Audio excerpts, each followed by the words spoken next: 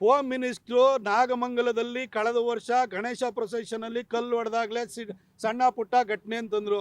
ಅವರು ಸಿದ್ದರಾಮಯ್ಯನವ್ರು ಏನಾದ್ರು ಚೇರ್ ಖಾಲಿ ಮಾಡಿದರೆ ನನ್ನನ್ನು ಕೂರಿಸ್ತಾರೇನೋ ಅಂತ ಹೇಳ್ಬಿಟ್ಟು ಅವ್ರು ಕಾಯ್ಕೊಂಡು ಕೂತಿದ್ದಾರೆ. ಆದರೆ ನಾನು ಕೇಳೋದು ಇಷ್ಟೇ, ಮುಖ್ಯಮಂತ್ರಿ ಸಿದ್ದರಾಮಯ್ಯನವರ ತವರು ಜಿಲ್ಲೆ ಇದು. ತವರು ಜಿಲ್ಲೆನಲ್ಲಿ ಈ ಘಟನೆಗಳು ನಡೀತಾ ಇದೆ ಅಂದರೆ ಸಿದ್ದರಾಮಯ್ಯನವ್ರ ಮನಸ್ಸೇ ಮಿಡಿತಾ ಇಲ್ವಲ್ಲ. ಅಲ್ಲ ಸರ್, ಭಾಳ ವೀರಾವೇಶದಲ್ಲಿ ಮಾತಾಡ್ತೀರಿ, ಧಾರ್ಷ್ಟ್ಯದಿಂದ ಮಾತಾಡ್ತೀರಿ, ಉಡಾಫೆಯಿಂದ ಮಾತಾಡ್ತೀರಿ.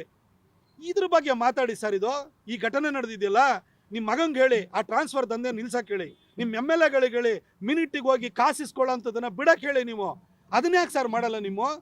ನೀವೇನು ಡಿ ಕೆ ಶಿವಕುಮಾರ್ ಚೆನ್ನಾಗಿ ಕೊಡ್ತಿದ್ದಾರೆ, ಮೇಲ್ಗಡೆ ಮೇಂಟೈನ್ ಮಾಡ್ತಾ ಇದ್ದಾರೆ, ನನ್ನೆಲ್ಲ 2.5 ವರ್ಷದ ನಂತರ ಇಳಿಸ್ಬಿಟ್ರೆ ಕಷ್ಟ ಅಂತ ನೀವು ಬ್ಯಾಗ್ ತುಂಬಿ ಕಳಿಸ್ಬೇಕು ಅಂತಲ್ಲ, ಅದಕ್ಕೆ ನೀವು ಮಾಡ್ತಾ ಇದ್ದೀರಾ, ಆ ಪ್ರಯತ್ನವನ್ನು ಮಾಡ್ತಾ ಇದ್ದೀರಾ.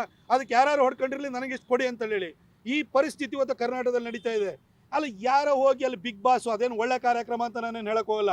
ಆದರೆ ಅಲ್ಲಿ ಹೋಗಿ ಸುದೀಪ್ ಮೇಲೆ ದ್ವೇಷಕ್ಕೆ ಅಲ್ಲಿ ಹೋಗಿ ಬೀಗ ಹಾಕ್ಸೋದು, ಪೊಲ್ಯೂಷನ್ ಕಂಟ್ರೋಲ್ ಬೋರ್ಡ್ ಅವ್ರು ಬರ್ತಾರೆ.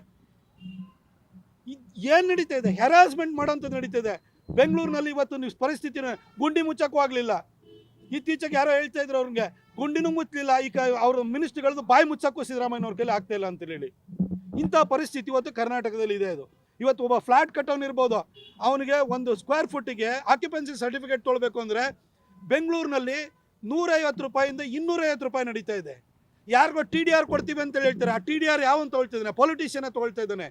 ಒಂದು ವಾಟರ್ ಕನೆಕ್ಷನ್ ಬೆಂಗಳೂರಿನಲ್ಲಿ ತೊಗೊಳ್ಬೇಕು ಅಂದರೆ 20,000 ಇದ್ದಿದ್ದು 1.5 ಲಕ್ಷ ರೂಪಾಯಿ ತೊಗೊಂಡೋಗಿದ್ದಾರೆ. ಇವತ್ತು ಒಂದು ಕರೆಂಟ್ ಕನೆಕ್ಷನ್ ತೊಗೊಳ್ಬೇಕು ಅಂತ ಹೇಳ್ಬಿಟ್ರೆ ಅಲ್ಲಿ ಇವತ್ತು ಸುಲಿಗೆ ಆಗಿದೆ. ಮುದ್ರಾಂಕ ಬೆಲೆನ ಅದನ್ನು ಜಾಸ್ತಿ ಮಾಡಿದ್ದಾರೆ.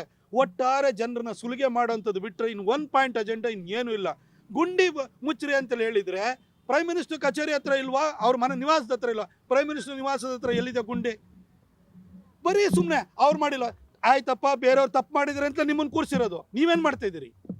ಗುಂಡಿ ಮುಚ್ಚಕ್ಕುವಾಗ ಗುಂಡಿನೂ ಮುಚ್ಚಲ್ಲ, ಬಾಯಿನೂ ಮುಚ್ಚಲ್ಲ. ಅಂಥ ಪರಿಸ್ಥಿತಿ ಇವತ್ತು ಕರ್ನಾಟಕದಲ್ಲಿ ಆಗಿದೆ. ಆದರೆ ಜನ ಏನು ಮಾಡೋಕ್ಕಲ್ಲ, ಅಸಹಾಯಕರಾಗಿ ಇನ್ನು 2.5 ವರ್ಷ ತಡ್ಕೊಳ್ಬೇಕಾದಂಥ ದುಸ್ಥಿತಿಯಲ್ಲಿದ್ದಾರೆ.